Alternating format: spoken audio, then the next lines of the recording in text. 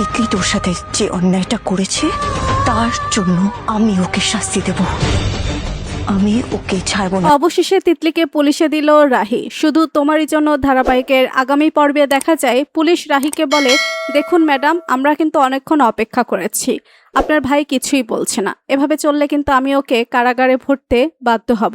রাহি বলে, না না, একটু সময় দিন। এ বলে রাহি হ্যারিকে বলে, হ্যাঁ রে, বল না কি হয়েছিল সেখানে, আমি জানি তুই এই কাজ করতে পারিস না। রাহি বলে, হ্যারি, তুই একবার নিজের কথা ভাব, আমাদের পরিবারের কথা ভাব, বল না সেখানে কি হয়েছিল।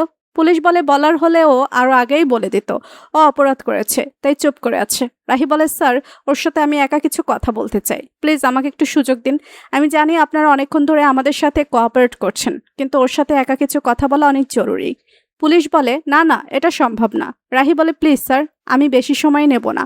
তখন এক মহিলা পুলিশ রাহিকে বলে, কতক্ষণ আর চেষ্টা করবেন ম্যাডাম, আপনার ভাই একটি মেয়েকে সবার সামনে ইপটিজিং করেছে, একজন অপরাধীকে আপনি অহেতুক বাঁচানোর চেষ্টা করছেন। রাহি বলে, না, অপরাধী না, ও শুধু একজন অভিশপ্ত, আর আমি জানি আমার ভাই এমন কাজ করতেই পারে না, তাই আমি ওকে নির্দোষ প্রমাণ করে আমি ওকে এখান থেকে নিয়েই যাব। রাহির অনেক জোরাজোরিতে পুলিশ রাহিকে 5 মিনিট সময় দেয় কথা বলার জন্য। এরপর দেখা যায় রাহি হ্যারিকে বলে, হ্যারি, তুই আমাকে ওই সত্যিটা বলবি না? আমরা তো ছোটবেলা থেকেই একে অপরকে সব কথাই বলি, তুই আমাকে কত বিপদ থেকে বাঁচিয়েছিস, কিন্তু আজ তুই এমন কেন করছিস? আমাকে বল, তুই সত্যিটা বল। হ্যারি, কি হয়েছিল সেখানে? হ্যারি অবশেষে মুখ খুলে রাহিকে বলে, তিতলি এ সকল কিছুর পেছনে। তিতলি আছে তোদের বাড়ি থেকে। যখন তিতলিকে নিয়ে আমি ফিরছিলাম তখন হঠাৎ করে তিতলি বাইক থামিয়ে নেমে পড়ে। ও বাইক থেকে নেমে মানুষ জড়ো করে সবাইকে বলে আমি নাকি জোর করে ধরে নিয়ে যাচ্ছি, আর তারপর মানুষ আমাকে ধরে মারধর করে ও পুলিশের হাতে ধরিয়ে দেয়।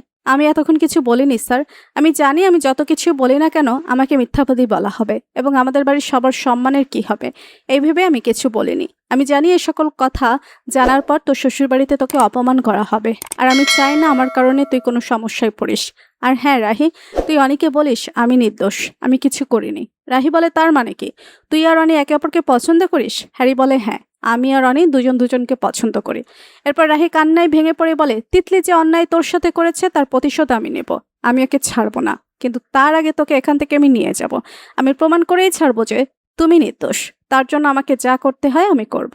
এরপর দেখা যায় রাহি কিছু মানুষকে জোগাড় করে আনে। রাহির বাবা বলে, আমি আপনাদের যা বলছি আপনারা বুঝতে পেরেছেন তো? সবাই বলে, হ্যাঁ, আমরা বুঝতে পেরেছি। হ্যারি তো এমন কোনো কাজ করতেই পারে না, আমরা জানি তিতলি হ্যারিকে ফাঁসাচ্ছে, আমরা হ্যারির সাথে এমন অন্যায় হতে দেব না। এরপর রাহি বলে, তিতলি তুই যেখানেই থাকিস না কেন তোর বিচার তো হবেই, তোকে আমি পুলিশে দিয়েই ছাড়বো, এবার আর তোর কোনো রেহাই নেই। তো বন্ধুরা, আজকের পর্ব এখানেই শেষ। তোমাদের কি মনে হয় রাহি কি পারবে তিতলিকে খুঁজে এনে পুলিশে দিতে? তোমাদের মতামত কমেন্টে জানাতে ভুলো না। আর ভিডিওটি ভালো লাগলে লাইক, শেয়ার ও চ্যানেলটি সাবস্ক্রাইব করে পাশে থাকুন, কারণ সামনে আসছে আরো বড় ধামাকা।